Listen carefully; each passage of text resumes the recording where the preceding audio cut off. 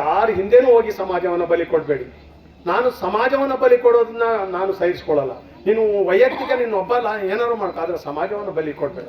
ಇಂಥ ಒಂದು ವಿಚಾರ ಭಗೀರಥ ಜಯಂತಿಯ ವಿಚಾರ ಚರ್ಚೆಯಲ್ಲಿ ಆಗಬೇಕು.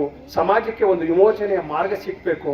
ವಿಮೋಚನೆಯ ಮಾರ್ಗದಿಂದ ನಾವು ಕೂಡ ಆಳುವ ಸಮಾಜವಾಗಿ, ಆಳಿಸ್ಕೊಳ್ಳುವ ಸಮಾಜವಾಗಿ, ಆಳುವ ಸಮಾಜ ಆಗಿ ನಾವು ಈ ರಾಜ್ಯದಲ್ಲಿ, ಈ ದೇಶದಲ್ಲಿ ಗೌರವಾನ್ವಿತ ಸಮಾಜ ಆಗಬೇಕಾಗ್ತದೆ.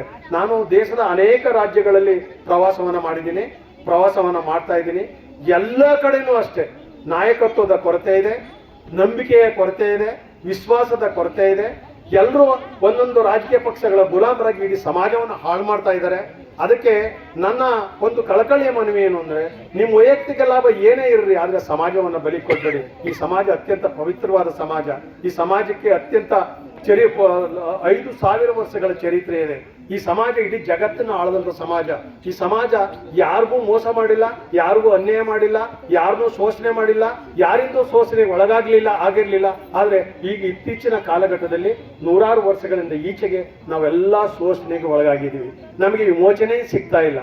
ಯಾಕೆ ಅಂದರೆ ನಮ್ಮ ಒಳಗೆ ಇರುವಂಥ ದ್ವೇಷ, ಅಸೂಯೆ, ಕುಯುಕ್ತಿ ಬುದ್ಧಿಗಳು, ರಾಜಕೀಯ ಕುತಂತ್ರಿಗಳ ಅಟ್ಟಹಾಸವನ್ನು ನೀವು ಜೊತೆಯಾಗಿ ಮೈಗೂಡಿಸ್ಕೊಂಡು ಹೋಗ್ತಾ ಇರೋದ್ರಿಂದ ನಮಗೆ ವಿಮೋಚನೆ ಸಿಗ್ತಾ ಇಲ್ಲ. ದಯಮಾಡಿ, ನಾನು ಇವತ್ತು ಲೇಟ್ ಆಗಿದೆ. ನಾನು ಬೆಳಗ್ಗೆ ಪಿರಿಯಾಪಟ್ಟಣ ತಾಲೂಕು